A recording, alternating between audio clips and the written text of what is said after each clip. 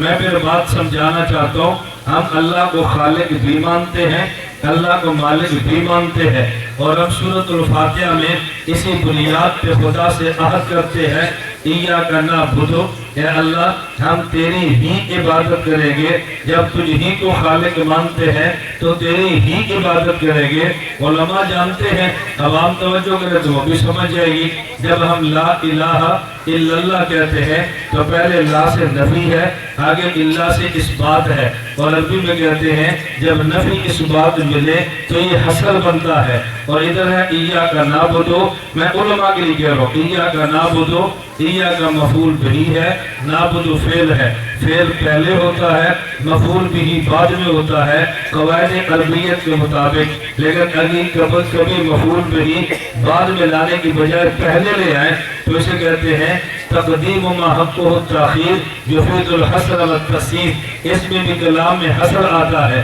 کیا مطلب؟ لا الہ الا اللہ میں بھی ہم نے وعدہ کیا خدا تجھے ہی مانتے ہیں، تو ایاک نعبد میں وعدہ کیا ہم عبادت کو تیری ہی کریں گے، تو نعبد عبادت سے ہے، معبود عبادت سے ہے، ہم عابد ہیں وہ معبود ہے، تو جب الہ ہم نے معبود اسے ہی مانا ہے تو عبادت پھر اسی کی کریں گے۔ تو لا الہ الا اللہ جس نے پڑھا وہی ایاک نعبد بھی کہتا ہے، ہم ایاک نعبد بھی مانتے ہیں، لا الہ الا اللہ بھی مانتے ہیں، بلکہ یوں کہتے ہیں کہ لا الہ الا اللہ اجمال ہے، ایاک نعبد تفسیر ہے، لا الہ الا اللہ خلاصہ ہے، ایاک نعبد تشریح ہے۔ لا الہ الا اللہ کا معنی یہ ہے ہم تیری ہی عبادت تجھے ہی معبود مانتے ہیں، ایاک نعبد کا معنی یہ ہے ہم تیری ہی عبادت کریں گے۔ تو لا الہ الا اللہ میں ہم نے طے کر لیا اللہ عبادت تیری کریں گے، حکم تیرے مانیں گے، تیری ہدایات کے مطابق چلیں گے۔